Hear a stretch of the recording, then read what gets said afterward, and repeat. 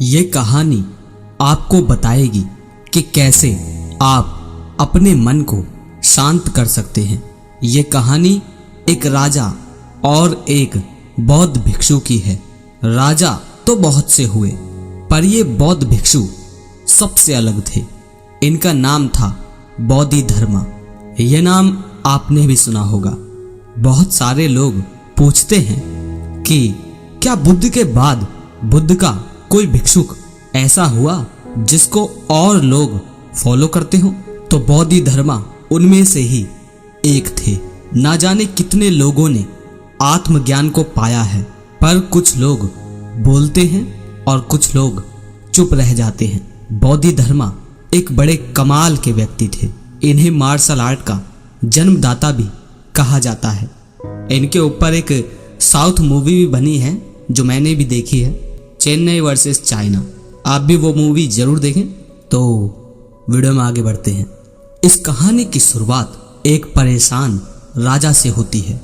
राजा ज्यादातर परेशान ही रहते हैं। क्यों? इसके बहुत सारे कारण हैं।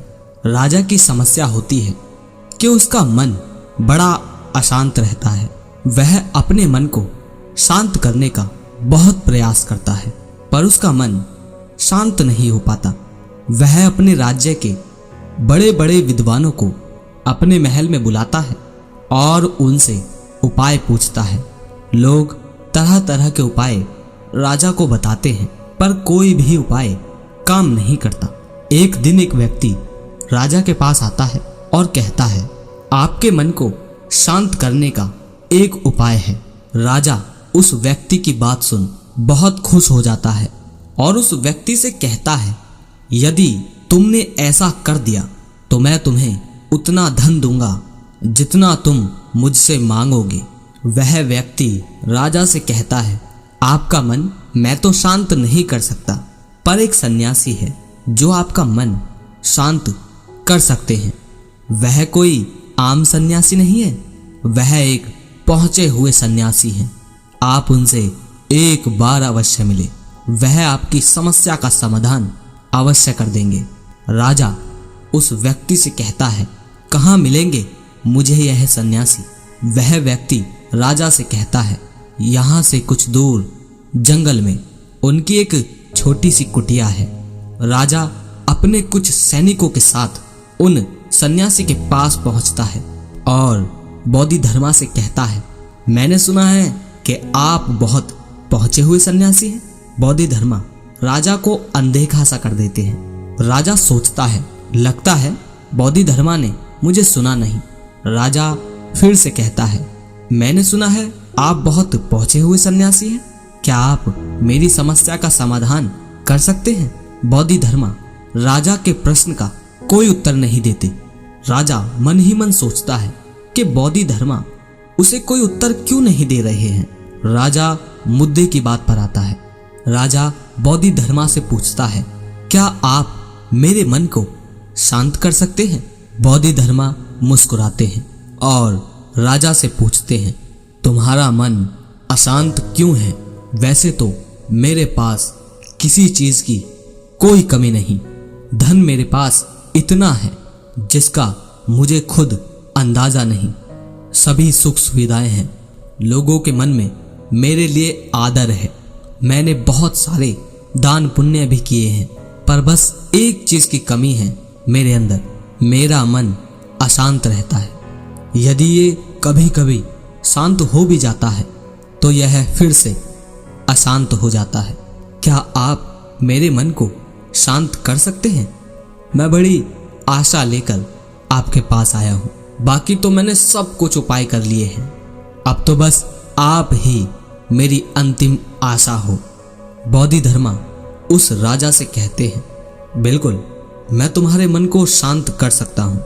राजा बहुत खुश होता है। राजा कहता है, उसके लिए मुझे क्या करना होगा? बोधिधर्मा मुस्कुराते हैं और राजा से कहते हैं, कल सुबह तुम मेरे पास आना, पर ध्यान रहे अकेले आना। राजा कहता है, ठीक है, कल सुबह मैं आपके पास आ जाऊंगा। बोधिधर्मा कहते हैं, पर एक बात और ध्यान रहे, अपने अशांत मन को अपने साथ लाना। राजा सुनकर चौंकता है और सोचता है, ये कैसी बात कही बोधिधर्मा ने। राजा कहता है, आपने क्या कहा? कृपा कर एक बार और बताएंगे। बोधिधर्मा राजा से कहते हैं, तुम कल सुबह जल्दी आना और अपने अशांत मन को साथ लेकर आना। कहीं ऐसा ना हो तुम उसे अपने महल में ही छोड़ आओ। राजा सोचता है, ये व्यक्ति कोई पागल तो नहीं, पर क्योंकि अब राजा के पास और कोई विकल्प भी नहीं है, इसलिए वह सोचता है कि एक बार प्रयास कर ही लेना चाहिए।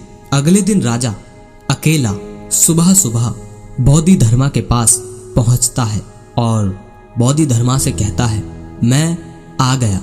बोधिधर्मा उस राजा से कहते हैं, तुम तो आ गए ठीक, पर तुम्हारा अशांत मन कहाँ है? लाओ उसे मुझे दे दो, मैं उसे अभी शांत कर कर तुम्हें वापस देता हूँ।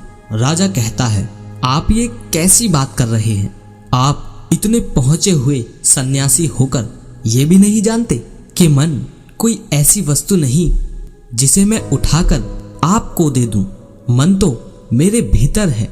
बोधिधर्मा उस राजा से कहते हैं, ठीक है, बैठ जाओ और अपनी आंखें बंद कर उस अशांत मन को अपने भीतर खोजो।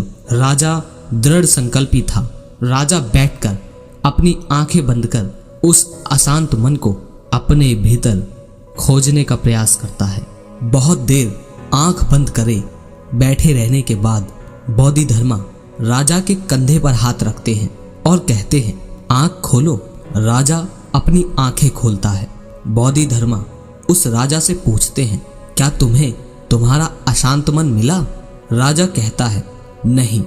बोधिधर्मा राजा से कहते हैं, कोई बात नहीं, अब तुम कल प्रयास करना, आज के लिए इतनी खोज पर्याप्त थी। राजा अपने महल चला जाता है।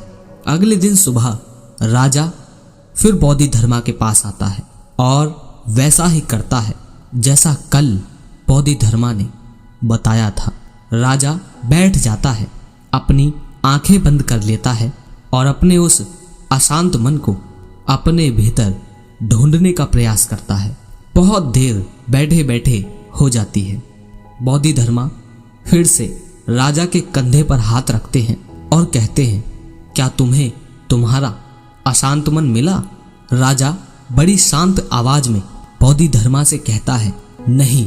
बोधिधर्मा राजा से कहते हैं, कोई बात नहीं, आज के लिए इतना ही पर्याप्त है, अब तुम कल आना। अगले दिन सुबह राजा फिर बोधिधर्मा के पास आता है और वैसा ही करता है जैसा वह 2 दिन से कर रहा था। राजा बैठता है और अपनी आंखें बंद करता है और अपने उस अशांत मन को ढूंढने का प्रयास करता है। इस बार बोधिधर्मा राजा के कंधे पे हाथ रख उसकी आंखें नहीं खुलवाते। राजा बस अपनी आंखों को बंद करे बैठा रहता है। काफी समय बीत जाता है। बोधिधर्मा राजा के पास ही बैठे होते हैं। पूरा दिन बीत जाता है, पूरी रात बीत जाती है, पर राजा आंखें बंद करे बस अपने उस अशांत मन को ढूंढ रहा होता है।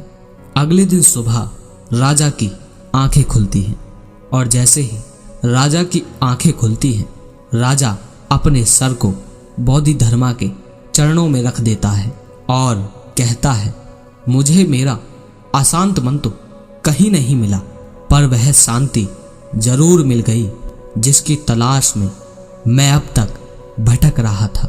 उस राजा की ही तरह आप भी अपने मन की शांति को कहीं बाहर खोज रहे हैं। वह शांति कहीं बाहर नहीं, वह शांति आपके भीतर ही है। बस आपको जरूरत है उसे भीतर खोजने की। हम तरह तरह के प्रयत्न करते हैं, अलग अलग तरह की चीजें जुटाते हैं, ये भी ले लूं, ये भी ले लूं, ये भोग लूं, वो भोग लूं, और उन सब के पीछे हमारा गहरा उद्देश्य होता है शांति, लेकिन वो मिलती नहीं, क्योंकि शांति पहले से ही मौजूद है। बस हम उसे महसूस करना नहीं चाहते, हम उसे कहीं बाहर तलाशते हैं, पर शांति हमारे जन्म के साथ ही हमारे अंदर मौजूद है। अगर ये कहानी आपको अच्छी लगी तो इसे ज़्यादा से ज़्यादा लोगों तक पहुंचाइए और अपनी प्रतिक्रिया कमेंट में ज़रूर दें। मिलते हैं अगली वीडियो में। जय श्री कृष्ण।